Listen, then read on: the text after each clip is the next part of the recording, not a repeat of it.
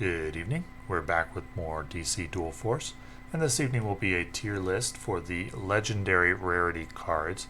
Legendary Rarity cards are the cards with the purple symbol. In Hearthstone, they would be called Epic Rarity, but in DC Dual Force, they're called Legendary Rarity, and the gold symbol cards are called Ultimate Rarity. There are 40 Legendary Rarity cards, and we'll take a look at them, review each one, and assign them a tier ranking. The S tier cards will be cards that will be included in nearly every deck that you make involving that card's faction. The A tier cards will be cards that you include most of the time, and very rarely will those cards not work well, but they may be a little bit less powerful than the S tier cards. The B tier cards will be cards that are a little harder to make work well. Often they're not going to do much, but when they do, they'll be quite good. And the C tier cards will be cards that are very hard to make work well and will rarely do anything for you, and the D tier cards will be near useless. So let's dive in and take a look. First up, we've got Wonder Woman coming from the Might faction. Wonder Woman costs a gold resource, has 6/6 in stats, has aura, and deploy give adjacent Might characters +2/+2.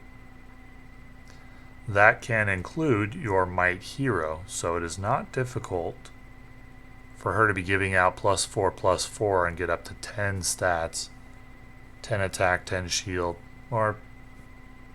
and aura as well, or 8/8. Either way is very strong for a Legendary Rarity card. She's going in the S tier. This is a card that once you pick it up, she's going to get put in nearly every Might deck that you make, because she's very strong. If she gives +2/+2 to your hero keeps that 2 attack for the remainder of the game. And that's very, very good. Then your hero can attack for 2 every round. Wonder Woman, very strong, like that character a lot. Next up we have Unending Ruin, coming from the Anarchy faction. Unending Ruin costs a gold resource and says destroy the top 5 cards of your opponent's deck, create 2 free copies of Unending Ruin in your deck, then draw a card. This is a mill card. Mill means a deck in which you try to make your opponent run out of cards to play. It's been a while since I've seen a card game where there was a viable mill deck. In Hearthstone there was one. It was kind of always a joke or a meme. I don't see this card being good, at least not at the moment. It's a D tier card for me. It's going to be really, really difficult to mill your opponent to death. You'd need a lot more card draw to make this work, or a lot of luck. I'm guessing if I built a mill deck, it would take a long time before it would work properly. So Unending Ruin's going in the D tier. Truth and Justice. Truth and Justice costs a gold resource. Give your characters +2/+2. I have personally seen Truth and Justice used to devastating effect. However, it is reliant on your heroes not being at too low of a health to make use of their +2 attack. And you kind of need recruits to take advantage of this as well. If you compared this card with something like Wonder Woman and said, okay, how long would it take me to get 8 in stats? Because Wonder Woman can at the very least give 6/6 plus +2/+2 for your hero. How long would it take me to get to 8/8? Or how often will I get to 8/8 with Truth and Justice? I think you'd almost always rather have Wonder Woman. Truth and Justice is going in the B tier. I have seen it used well, but it's not as easy to use as something like Wonder Woman is. So to the B tier it goes. It can be used well, but it's not as consistent as another available card, and I don't think you would really run both, though it's possible you could. There could be a deck out there that runs Wonder Woman and Truth and Justice, gives the heroes +4/+4. I could see that working, or gives at least one of them +4. I could see that working. It's possible. It would be a challenge to set up, though. The Wizard Shazam, coming from the Energy faction. Costs a silver resource, 4 or 5 stats, has aura, and start, draw an action. I like this card a lot. It's a high priority kill for the opponent. Not easy to kill. 4 or 5 in stats for a silver resource is pretty good. And comes with aura. And you get card draw for it if it does survive. Strong card. I like it. Doesn't always work and isn't quite as powerful as some of the S tier cards will be. But he's going in the A tier. It's a good solid A tier card. I like him a lot. One of the common themes that we'll see from cards from the A and possibly B tier is that they're high priority kills.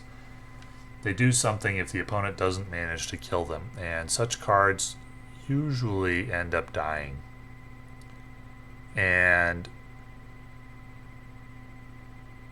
cards that usually end up dying, well, we find that the only time we actually get their effect off is when we're already kind of dominating the board and therefore don't really need that effect at all.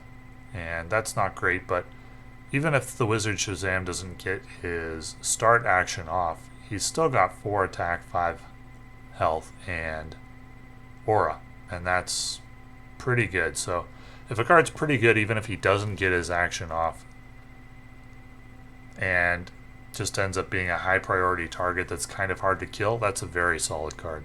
So I like the Wizard Shazam. I would include him in, given that he's a silver resource and we include more of those in decks than gold typically, I would include him in nearly every energy deck that I make. I like him.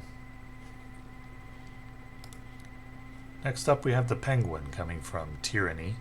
Costs a silver resource. After an Arkham inmate KOs an enemy character on your turn, give your Arkham inmates everywhere +1/+1. He has 3 attack and 3 shield. He is a very high priority kill for opponents. I would put this in any Arkham inmate deck. I think he's really solid. He can get out of control if the opponent can't deal with him. Clayface is like that as well from Arkham inmate decks. I think he's an auto include for an Arkham inmate deck, to the point where if I didn't have him, I might not even run an Arkham inmate deck at all. I think he's a very, very important card for that deck. And if the opponent can't deal with it, he gets out of control and can win you games. Most of the time the opponent will be able to deal with him. And all you'll get is 3/3 and for your silver resource, but at least if you have an Arkham inmate on the board already, you might be able to guarantee 4/4 at least. And he doesn't just buff himself, he buffs Arkham inmates all over the board. Solid card. I like it for a Tyranny Arkham inmate deck. Outside of the Arkham inmate deck, no, he's not good at all. And I would almost never include him if you weren't playing Arkham inmates. The Mad Hatter, another Tyranny card, an Arkham inmate, costs a bronze resource. After you draw an Arkham inmate, give them +2/+2. Each player draws a card. I don't think this card is very good. I think it's very hard to make it work because, yeah, each player gets to draw a card, and you could draw an Arkham inmate with that, but it's not real likely. And even then, it's only a 3/3 in value for this card, and that's not that great. And it's easy to deal with. Most of the time, it's just going to be a 1/1 that your opponent kills right away for like a batarang or whatever. The bat gadget that deals 1 damage. He's going in the C tier. I don't think he's that good. I wouldn't include him in most Arkham inmate decks. The Penguin, yes. The Mad Hatter, very hard to get a lot of value out of this card. If you're getting a lot of value out of the Mad Hatter, you're probably already winning the game. And you don't need him. Next up we have the Flash. Costs a gold resource. Flash has speed, which means he attacks right away on the turn that you play him. The Flash is invincible on your turn after you play an energy card ready to flash. So the perfect use of the Flash would be You play him, and you play an energy card, and you get 2 attacks for 3 with him, and he is invincible for both of those attacks. It's not incredibly hard to get that scenario. And he is strong, but compared to other gold resources, he's not on auto-include. He is going in the A tier. It's going to be kind of lower A tier. He's strong, but his stats are low.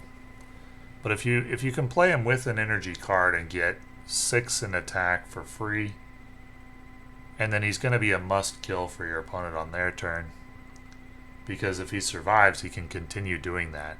So, I mean, the perfect scenario would be you play him with an energy card, and then you continue playing energy cards because he lived, and you just wipe out your opponent. If they can't deal with him on the turn that you play him, he can get out of control. So that's why he goes in A tier. He can win the game if your opponent can't deal with him. It's just if you're in the spot where the opponent can't deal with him, you're probably already winning. But at the least you get attacking for 6. And then you get 3/3 in stats. And that's pretty solid. Pretty solid. So he's going in the A tier. He's not strong enough to be S. I don't think he's inconsistent enough to be B. Next up we have Supersize. For a gold resource, you double a friendly recruit's attack and shields and draw a card. I don't think this card is good. For a gold resource, I don't think this is what you want to use your gold resource slots on. This is going in the D tier. If you compared this to other gold options, it falls short, and you're only including a limited number of gold cards in the deck because you don't want them clogging up your hand early. So I don't think Supersize is good. I don't think it's worth a craft. There are specific combos that could make it extremely good. They'll be hard to pull off. It's hard to pull off multiple card combos in this game because of the limited card draw and the relatively large deck sizes. So for me, this is a D tier card. Next up we have Speedy. Speedy costs a silver resource, has speed, which means she attacks right away. And deploy, create a trick arrow in your hand. 3/3 stats. Trick arrows are very good. Trick arrows are very good. Generally. Well, I don't think there are any exceptions. The trick arrows are all really good. This card is strong. I like it. I would include Speedy in every tactics deck that I play. For a silver resource, you get the trick arrow value, you get an attack right away for 3, the 3/3 stats. I love this character. Very, very good character. Going in the S tier, one that I will include in pretty much every tactics deck. Even if I'm not playing Green Arrow, which is typically where the tactics or where the trick arrows come from. I'd include this anytime I'm playing a tactics hero. I like this card. 6 Blessings from the Energy faction. Costs a gold resource. Give the top recruit in your deck +1/+1, guard, evade, aura, speed, and flurry. But you can't control which recruit that is, and it could be a bronze one, it could be a gold one. If you could control which one it is, you don't really know how far down in the deck they are either. This is going in the D tier. I'm not a fan. It's too random. It can be very strong, but I think it's really hard to make it really strong. And I certainly wouldn't recommend crafting it at this time. There could be future combos that come out to combo with this, like if you could give the top recruit in your deck these traits and then immediately draw it. Okay, we might be onto something. The element of the randomness would still be there with not being able to control which recruit this goes on. Could end up on something fairly useless. But I think it's very hard to make this work well for a gold resource. I don't like it much. Sinestro. From the Tyranny faction, costs a gold resource. Sinestro has 6/3 in stats, and deploy. Give each enemy recruit -2/-2. Well, against certain decks, that can end up killing a lot of enemy minions, enemy recruits. And if that's the case, that's real good. If you top deck it in a situation late game where you're both kind of clearing the board each round, you've got maybe 1 or 2, or you're playing big stuff, then Sinestro's value is greatly reduced. He's going in the B tier. His niche is that he counters aggro very well, and he can really clean up the board or save you. He can also be kind of lackluster. So the B tier is for cards that can sometimes do work, but are often inconsistent, and Sinestro fits in that category because his deployability can be devastating, but can also be kind of meh, depending on the situation. And for a gold resource, you really want your gold resource cards to be cards that are gonna, if not win you the game, at least speed you on your way. And Sinestro can be that, but can also be fairly lackluster. Next up we have Robin. Robin costs a silver resource. Robin has evade. After Robin attacks, charge your leaders, and he has 5/5 in stats. This card is crazy good. He is going in the high S tier, maybe even higher than Wonder Woman, for a silver resource. 5/5 is already very good for a silver resource, and evade. He's going to be a high priority kill for your opponents, and he's not that easy to kill. If he attacks and you get to charge both your leaders, that's crazy value. If he attacks twice, you win the game. If he's getting to attack twice, you're probably going to win anyway, but the opponent has to kill him. They have to go through an evade first to do it. Very, very good card. I like Robin a lot. Definitely going in every tactics deck that I make, along with Speedy as the silver resource cards. Reverse Flash from the Anarchy faction costs a gold resource, has 5/4 in stats, flurry and speed, but he can only attack leaders. I do not like Reverse Flash at all because I think there are way too many scenarios where you can't attack leaders, and so Reverse Flash can't actually do anything. And if you're in a situation where you can attack leaders, you're probably winning the game already. And something else would be better than a win more card. So I'm not a fan of Reverse Flash, and I wouldn't recommend crafting him once the crafting system becomes available. I don't think he's good. Red Tornado from the Energy faction costs a silver resource, has flurry and 1/6 in stats, and deploy. After another friendly character attacks this turn, Red Tornado gets +1 attack. You really need at least one other attack for this to be good, preferably 2. That's not super easy to set up. He can be quite good. He can also be pretty lackluster. He's going in the B tier as an inconsistent card. Sometimes I've made him work. Sometimes he's just kind of sat in my hand while I was kind of greedily waiting to make him work. So he's okay. He's okay. For a silver resource out of energy, I play him because I don't really have better options, but once better options become available, and there are better options that currently exist, once they're available to me, Red Tornado, probably not getting included in that many decks, but he can be quite good. He's just not consistent. Raz Al Ghoul. Raz Al Ghoul costs a gold resource. He comes from the Tyranny faction. Has the hidden trait in 5/4 in stats. After another friendly recruit is KO'd, while Raz Al Ghoul is hidden, return that recruit to your hand. You have basically one turn, because hidden wears off at the beginning of your next turn.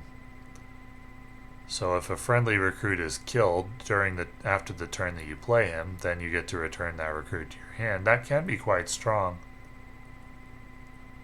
But if you're in a situation where you don't get that effect off because your opponent doesn't have to KO a recruit, or because you don't have any on the board, then he's quite lackluster. He's going in the B tier.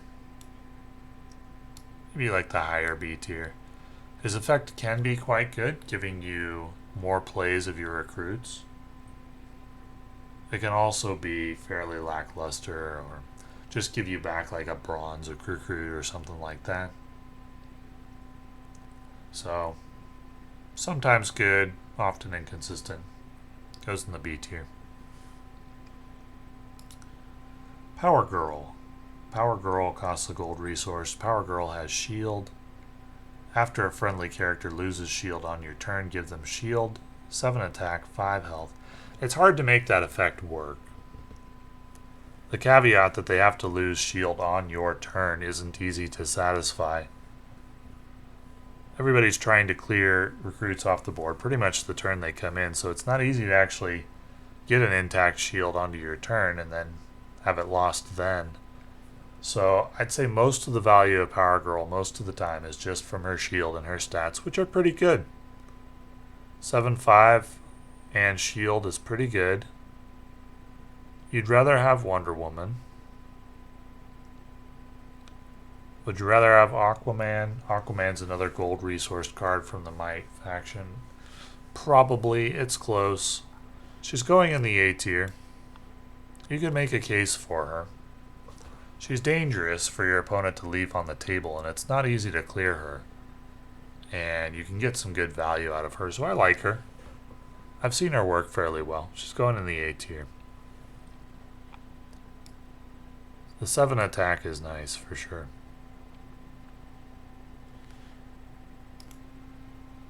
Next up we have Peacemaker. Peacemaker costs a silver resource.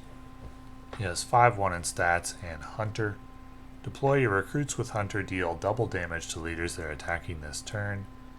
Could be devastating, very hard to set up. And very hard to keep alive after you've played him. He's going in the C tier.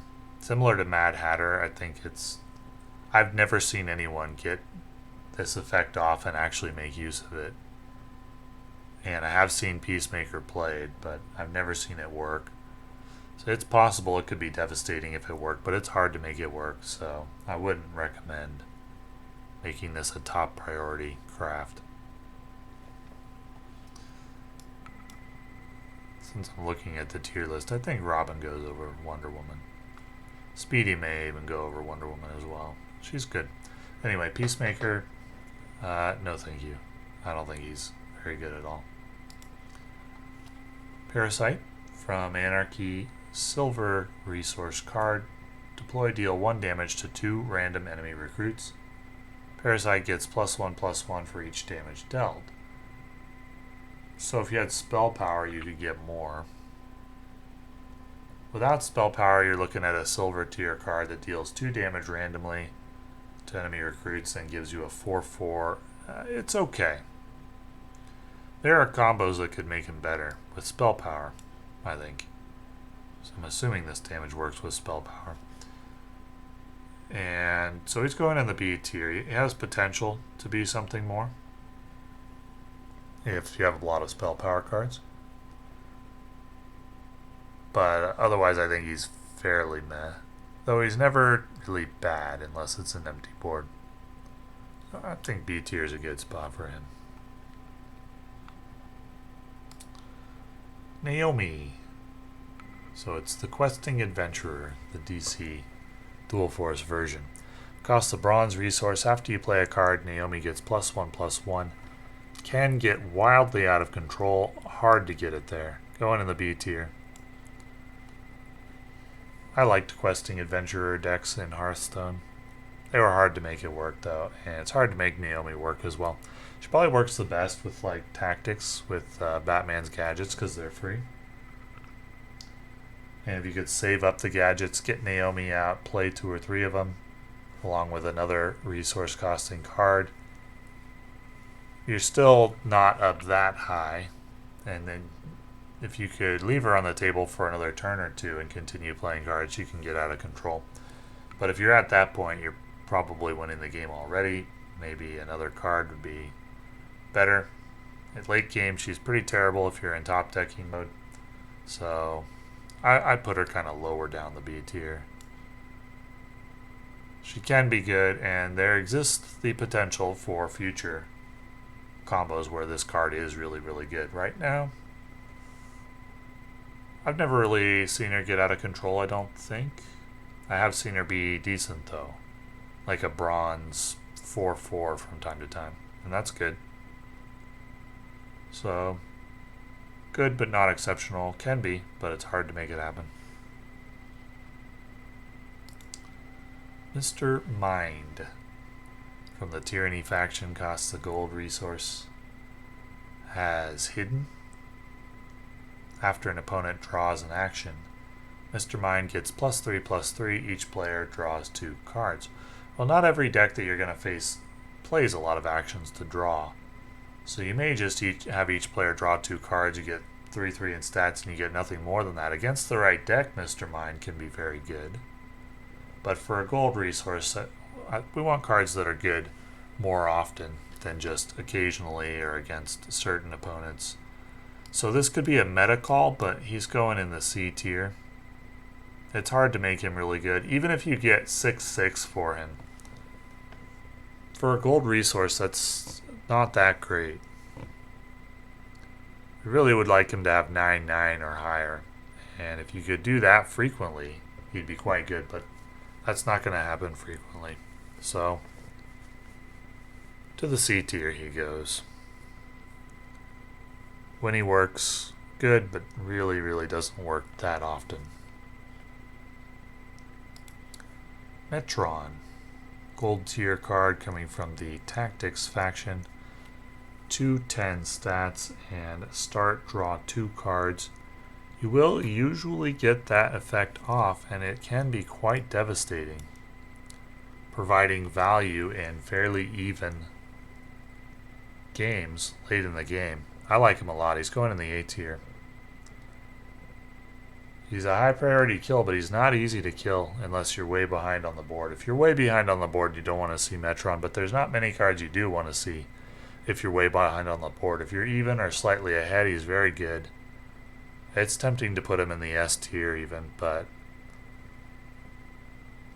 A tier is where he's going. I think almost every time that I've played him, he's drawn 2 cards for me and provided value. He can be a big blocker for a hero. I like him a lot, along with Robin and Speedy. I put him in a lot of Tactics decks. In fact, I think I put him in almost every Tactics deck right now, but he could get outscaled by other gold resources. He is a gold resource, and we don't include that many gold resources in decks, so that's a knock against him, but I like him. I've liked him every time I've played him. He's very good. Mass Arrest, gold tier, Tactics card, return all recruits to their controller's hands. So obviously this is only good if your opponent is ahead on the board. It'll equalize. I don't really like cards that are only good when you're behind, because you want to plan your entire deck in order to get ahead and stay ahead. I don't really like planning in a, well, what if I'm losing type of strategy or card. And outside of that situation, I don't think this card is good. So for me, this is a very low priority craft. I think I've seen it used maybe once. That particular player, I don't know how often it sits in his hand not getting used, because he doesn't have a use for it, but it's probably a lot. So I don't think it's good. Martian Manhunter, a card I've never seen in game before. It's a Tactics faction card, costs a gold resource. It's 4/5 in stats, aura, and hunter. And when you deploy it, Martian Manhunter gets +2/+2 for each other friendly recruit with deploy. That's going to be a lot of them, and you can at least guarantee 1 if you play it with a silver recruit that has a deploy trait. And if you get 6/7 out of him, along with aura and hunter, that is really, really strong. I like this character a lot. He's going in the S tier. 6/7 with aura and hunter. Yeah. Now, if you don't have a lot of other cards with deploy in your deck, then I wouldn't run Martian Manhunter. So he does need to be built around a little bit. But there are a lot of other good recruits that have deploy.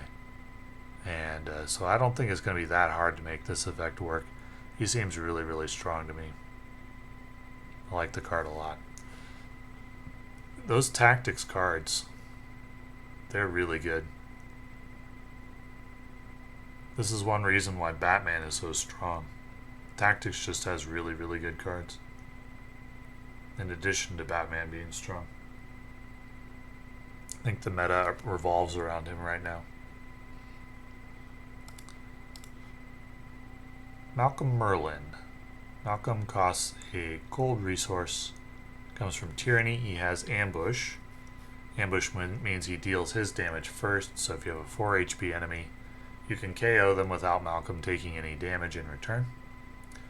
Your actions deal lethal damage, which means if you play like a spell or an effect or something that deals 1 damage, it will kill what it damages. Not a hero, but it'll kill a recruit that it damages. And that can be good if you can combo it. It's not easy to combo it though. He's going in the C tier. That effect has potential to be very strong, but it isn't always going to be. And we're looking for more than that from our gold resources. So, C tier. A fairly low priority craft.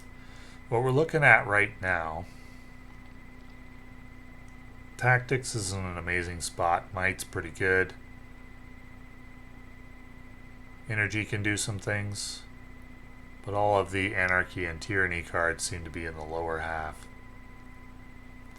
Anarchy and Tyranny are in a rough spot. I don't think they're very good right now. And not just because their heroes aren't that good, but the cards aren't that good either. Lucius Fox, coming from the Tactics faction, costs a silver resource. 1/2 stats. Deploy your gadgets are everywhere are upgraded.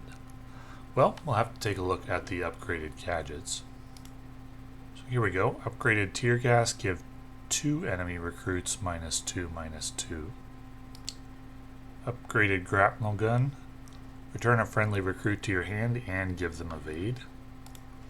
Upgraded Batarang, deal 3 damage to an enemy recruit. Interesting.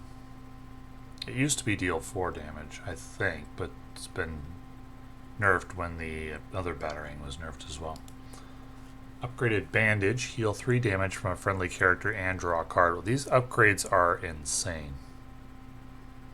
Those are really, really good upgrades, and so Lucius Fox is a really, really good card. I would say he's an auto-include for a Batman deck. He's going in the S tier. I wouldn't use him in other Tactics decks, though. Because in other Tactics decks, the only gadget you may get is from, like, Batwing or something like that. But in a Batman deck, yeah, he's really, really good. And I'd include him in a Batman deck as an auto-include. 4 out of the 5 cards we have in the S tier are Tactics cards. This is why the Batman meta is everywhere right now. Now, this is why Batman is everywhere in the meta right now would be a better way to say that. The Tactics cards are just insane. They're really, really strong. And I would guess that Batman's going to get nerfed again at some point. Because right now, doesn't look like DC Dual Force. It looks like DC Batman and Sidekick. Batman and Sidekick. Well, Lucius Fox definitely S tier, in my opinion. Next up we have Lobo. Lobo's an interesting card. Never seen him used in game. Costs a silver resource and 6/6 stats. That's really strong for a silver resource. Even if you don't get anything else for his stats, 6/6 is good for a silver resource. Deploy, secretly put a bounty on a random enemy character.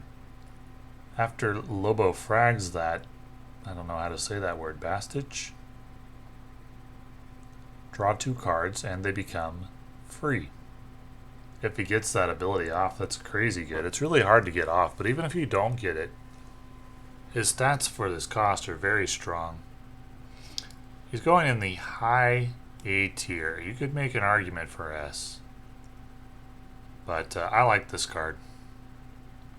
Even though I don't, if you get the effect off, that's like high S tier.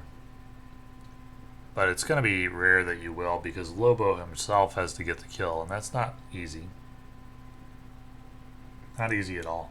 But 6/6 for a silver resource is still very strong, so mid to high A tier is where he's going. I like Lobo.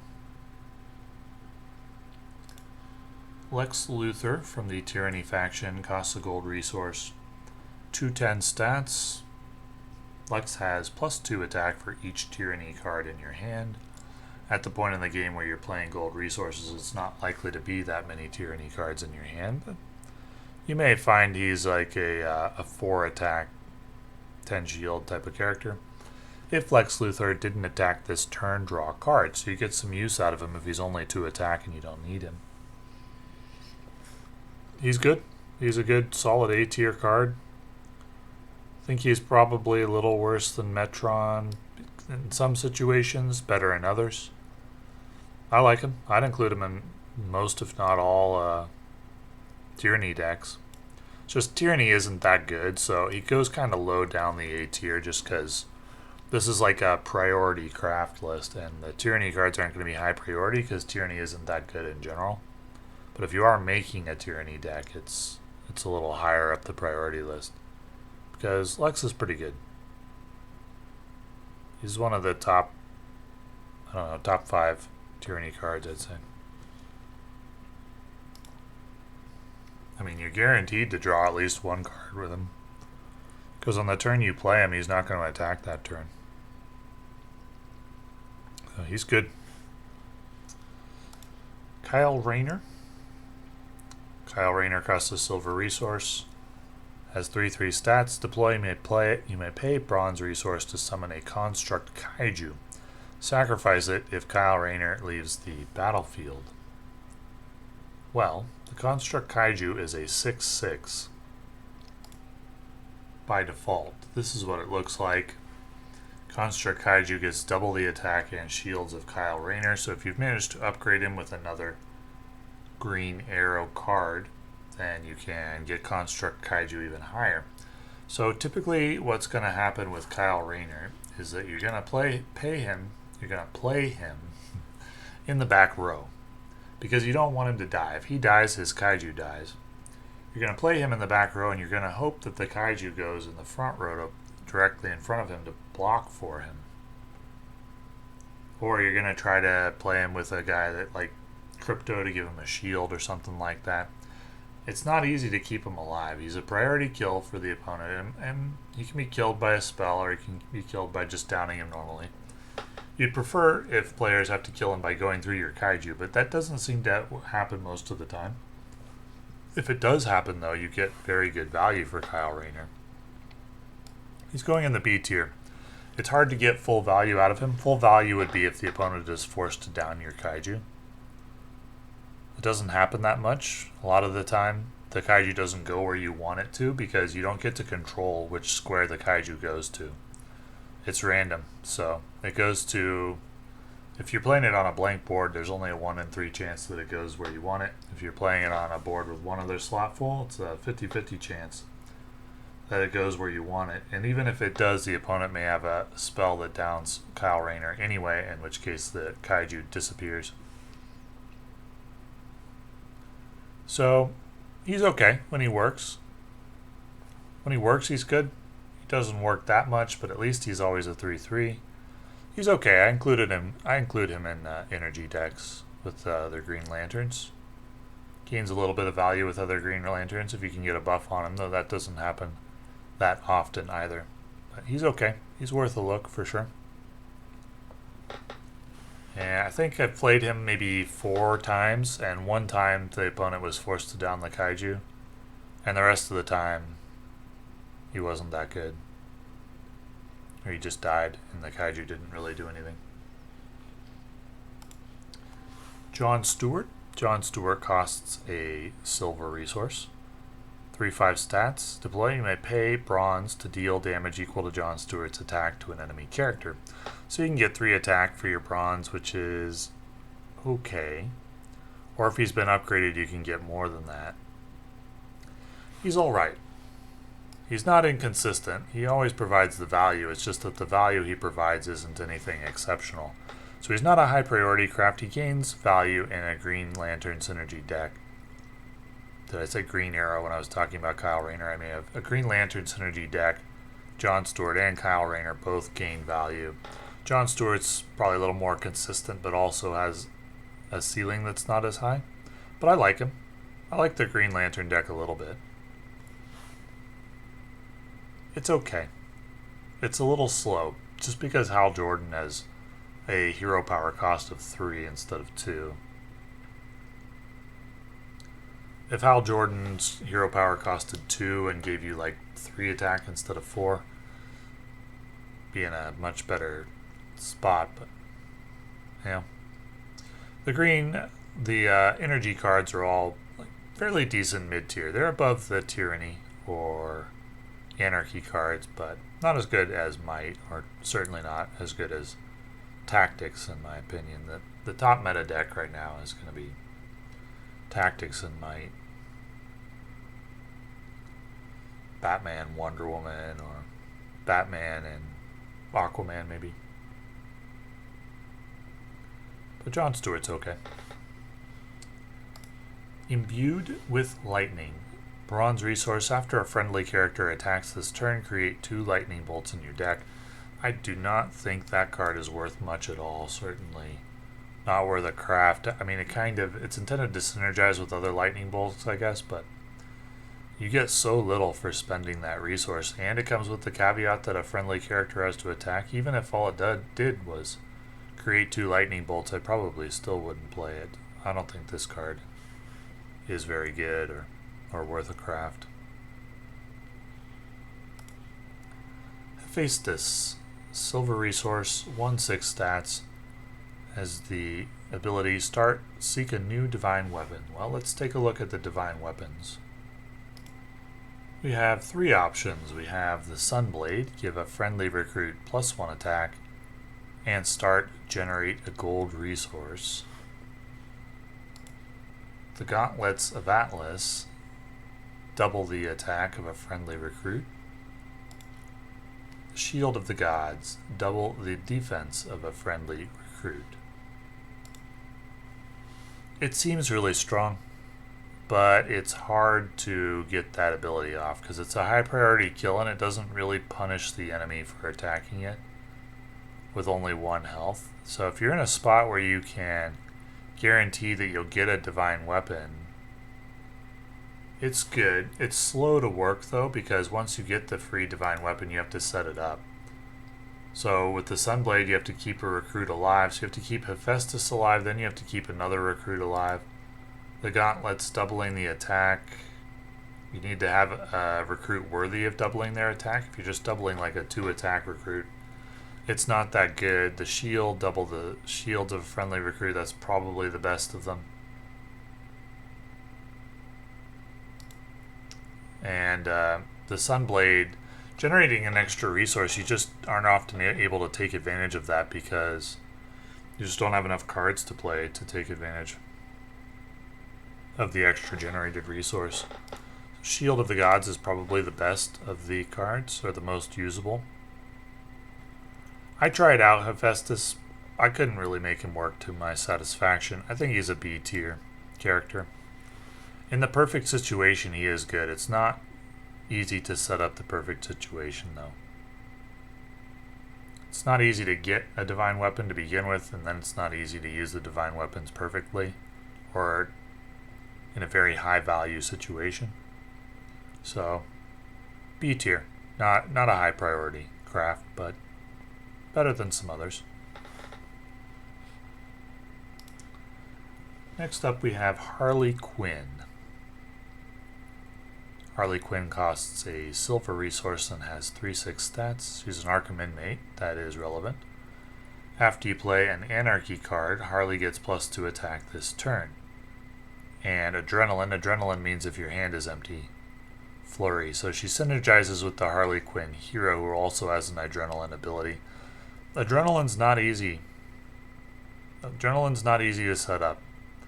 I've seen a lot of players try it. Not that many actually make it work. So we don't count on the adrenaline ability. Is Harley Quinn good without the adrenaline ability? If you could reliably get 5-6 each round, that's all right for silver. For Anarchy card, it's decent. She's going in the B tier. She's not bad. She's never bad. 3-6 is her minimum, and that's not bad. Her ceiling, like a 5-6 with Flurry, is pretty good if you can get that off. And the Arkham Inmate synergy is relevant because if you get like a penguin buff or something like that, you can leave her on the board long enough, it increases the odds that you'll get to the adrenaline. Because late game you can reliably get there. And Harley Quinn can do some work, but inconsistently. So I would say this is a B tier character. It's got a reasonably high ceiling, but not easy to get there.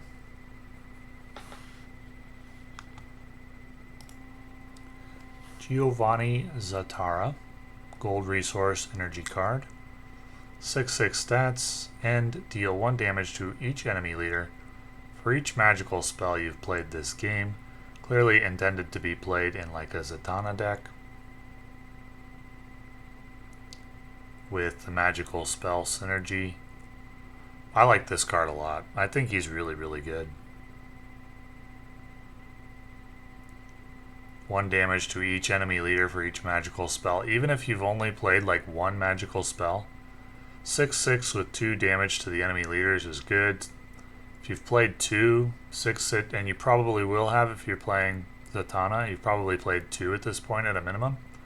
6/6 and 2 damage to each enemy leader at the end of each turn. That is really, really strong. He's going in the S tier. I think he's the best of the energy cards that we've looked at so far. He doesn't really top Hal Jordan or Shazam, who are ultimate rarity cards. But for the legendary rarity, yeah, he's really, really good. The value he provides, he compares favorably to all of the other S tier cards. I like him a lot. I think he's going to cause panic for opponents who see him if you're running him in a magic spell deck. Yeah, really, really good. Felicity Smoke. Having flashbacks to the Green Arrow TV show. She was not my favorite character. But in the game, she casts the Bronze resource. 1/1 stats. Deploy, charge your Green Arrow leader. Start, draw a card. That is a good effect. She's an S tier card. Charging your Green Arrow leader is very strong. Drawing a card at the start of the turn, if the opponent can't deal with her, is strong. I would include this in every Green Arrow deck that I run. Without question for me.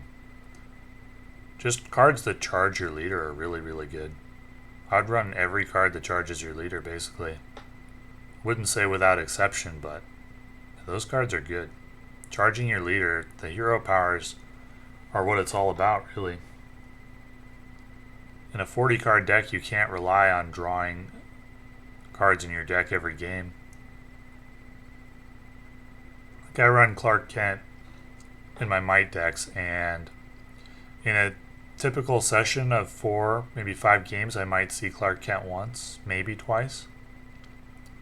Hero powers are your most reliable source of value, and charging them is really, really strong. Even if that's all you get for Felicity Smoke, it's really good. And the threat of drawing a card at the start of your turn, that's just a bonus. So I like this card a lot, and she's an auto include in a Green Arrow deck for me, even though I'm not a fan of the character from the show. Doomsday. Anarchy card, costs a gold resource. He has 10-4 stats and Parting Shot. Parting Shot means happens when he dies, like a death rattle from Hearthstone. Return Doomsday to your hand. So he provides value over and over and over.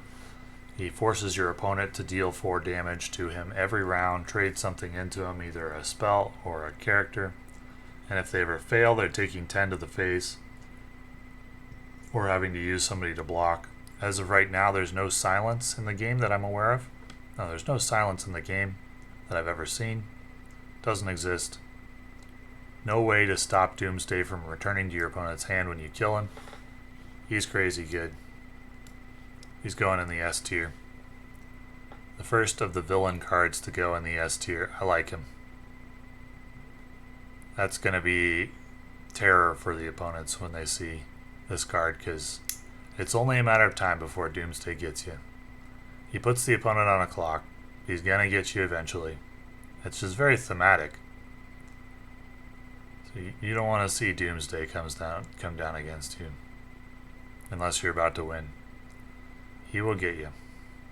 There's really no crowd control to speak of at the moment. So you can maybe move him out of the way. There's a couple of cards that move him, but that's about it. He's going to get you eventually. It's a matter of time. So he's going in the S tier. Disorganized Crime. Gold resource card. Each friendly Arkham inmate makes a bonus attack at random. Adrenaline, give them +2 attack before they can attack. Perfect scenario if you've got Arkham inmates making... You've got 2 or 3 of them and they all get +2 attack. Maybe you get something for it. Maybe they randomly attack the wrong targets. I don't think this card is good. I think it's very, very hard to make it good. It's almost never going to happen. I would not recommend crafting it. If you have the choice between crafting this and Doomsday, they're both Anarchy cards. Craft Doomsday every day of the week. He's so much better than Disorganized Crime, which I don't think is very good at all, even in a Arkham inmate deck. Random attacks just, they aren't good in this game. I don't like random. Even if you could control the attacks, would this card be good? Sometimes, not always. It would elevate it to the C or maybe B tier, but it wouldn't be A or S, I don't think. Wouldn't even always be good if... I mean, sometimes you wouldn't even have an Arkham inmate that could make an attack. And if you want your gold tier cards to be, your gold resource cards to be more reliable, I don't think this is good. Even if it wasn't random, I wouldn't think this is very good. It might get up to B tier maybe if it wasn't random, but as it is, not a card that I would recommend. Candle of Neuron, probably pronouncing that wrong. Tyranny faction gold resource. Give a friendly leader +6/+6 and start take 6 damage. So it's intended to be a finisher. Get 6 attack for maybe 1 or 2 turns and then you die. I don't think this is very good. Also going in the D tier. It's possible in the future this could be something. But right now, it's a gold tier card. A lot of the time, by the time the gold tier resources come around, you're kind of limited in the attacks that your leaders can do because they have already taken too much damage. So you get +6 shields, so that'll cover you for 1 turn. Then the turn after that, you take 6 damage. Then the turn after that, you might be dead, and you may not get off more than 1 attack before your health is too low and you can't use this anymore, and then you're just taking 6 damage until you die, Without additional healing cards, I don't think this is good, and those cards don't really exist unless you're using the Batman bandages. So I don't think this is worth a craft at the moment. Batwing. Silver resource, 3/4 stats. After you play a gadget, Batwing gets +1/+1, and you create a gadget in your hand, so he's always going to be like a 4/5 at least. This is another Tactics S tier card. 6 of them now? Crazy. Crazy. He can get out of control. Even if you're not playing a Batman deck, I think he's good. In the closed beta, I actually played a Green Arrow Batman deck, and it was pretty good. Mono, faction, tactics deck. Probably try it again once I have the tactics cards for it. The cards are just so good, you don't even need to play 2 factions. And Batwing, if you play it on the turn when you use Batman's hero power, you can get him up to 5/6 with the potential to go higher later. Very, very strong card. Should go in every Batman deck. Probably even most tactics decks. I use him in all my tactics decks. I like this card. He's really, really good. He can get out of control. Even if he's just a 4/5 or a 5/6, he's still pretty good. And you get the free gadget value as well. Very strong card. Anton Arcane. From the Tyranny faction, costs a silver resource. Anton Arcane gets +1/+1 for each friendly recruit KO'd this game. At the time that you play him, it's probably going to be like +2 or +3, but it'll get higher and higher as the game goes along, and he can get quite formidable. He's going into the A tier. He's not always going to be good, but he's never going to be bad. And by not always, I mean in the late game he can be a little weak, like a 3/3 or a 4/4 or something like that, but he just keeps growing and growing. The longer the game goes, he scales up so that you, even in the late game, he might be like an 8/8 or a 9/9 or something crazy like that. For your silver resource, this card is really good. In fact, he may go in the S tier. Could be lower S, higher A, but you're always trying to play a bronze resource on turn 1 and then 2 on turn 2, and they almost always get cleared off the board fairly quickly, and so that's pretty much a minimum of 4/4 by the time you're playing a silver resource. 3/3 or at the least, but probably a 4/4, and he just keeps growing from there. He's S tier. He's really, really strong. The only S tier Tyranny card. He's going to give incredible value. Now, early in the game, he might not match Robin or like Speedy, who are also silver cards, or even Batwing. But that he just keeps on growing and growing and is never really bad. Yeah, he's an auto include, and that's what the S tier is for. I would include him in every Tyranny deck. And finally, we've got 10th Metal, a might card that costs a silver resource and generates a gold resource. So you can either play a gold tier card early at the cost of spending a card, or you can play a second gold tier card in the round.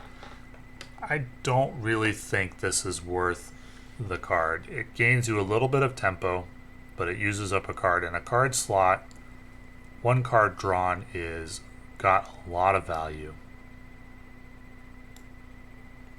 The opponent having a hand size one more than yours is a big deal.